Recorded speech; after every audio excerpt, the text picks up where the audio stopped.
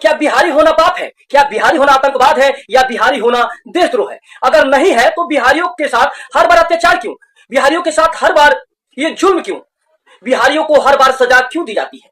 जब कोरोना काल चल रहा था तो दिल्ली के सीएम अरविंद केजरीवाल जी कहते हैं कि दिल्ली में जो प्रवासी मजदूर हैं, जो प्रवासी लोग हैं, उनको दिल्ली के अस्पतालों में इलाज नहीं करने दी जाएगी।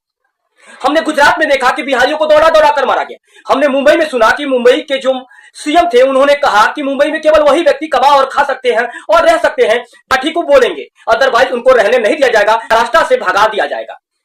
अब जो दिल्ली में घटना घटी है उसको देखने के बाद रूह कांप जाता है और हमें ऐसा महसूस होता है कि हम बिहारी हैं, कोई गुनाह कर दिया है।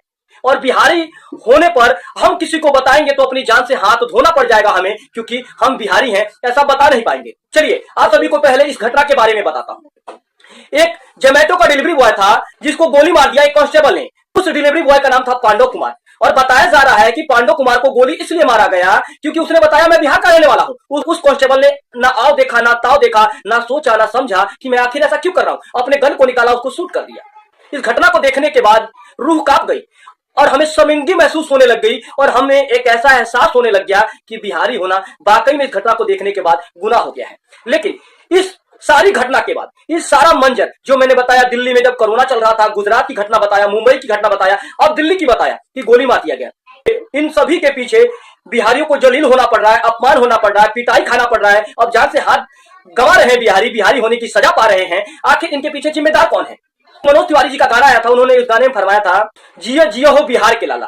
तो मैं उन सभी बिहार के लालाओं से पूछना चाहूंगा, लालाओं का मतलब होता है जिन्होंने मोटी कमाई करके अपनी झोली को भर लिया है, तो उन लालाओं से पूछना चाहूंगा, बिहार की राजनीति कर कर बिहार की जनता को मजदूरी की आग में झोंक कर खुद तो आप लाला बैठ गए। कोई दिल्ली के संसद भवन में बैठ गया, तो कोई दिल्ली के राजभवन में बैठ गया, तो कोई दिल्ली में आवास ले लिया, लेकिन बिहार के जो मजदूर हैं, जो बिहार के वासी हैं, सिर्फ मजदूर का टैग लेकर दूसरे राज्यों में कमाने जाते हैं और खुद को जलील होना पड़ता है, अपनी जान को हाथ से गंवा भी रहे हैं।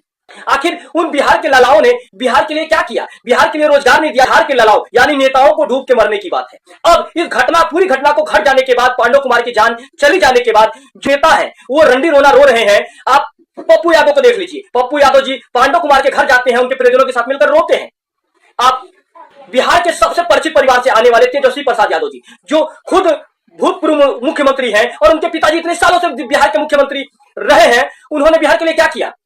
और जीतन राम मांझी को तो शर्म आना चाहिए। वो तो कहते हैं कि गोली मार दिया तो कौन सी बड़ी बात किया, और मैं भी कहता हूं कि गोली मार दिया तो कौन सी बड़ी बात किया, क्योंकि बिहार के जो नेता है, जो बिहार के लाल हैं, वो बिहार के वासियों को सिर्फ जूता खाने के लिए, मार गाली खाने के लिए, दूसरे राज्यों से भगाए जाने के लिए, अब गोली खाने के लिए दिवस कर दिया है, क्योंकि बिहार को रोजगार नहीं दे पाए। तो आप सभी को क्या लगता है कि बिहार की जो स्थिति है, जो बिहार का हालात है, इसके पीछे के जिम्मेदार बिहार के नेता है, जो बिहार के लोगों को की राजनीति करते हैं और बिहार को सिर्फ मजदूर बनाते हैं।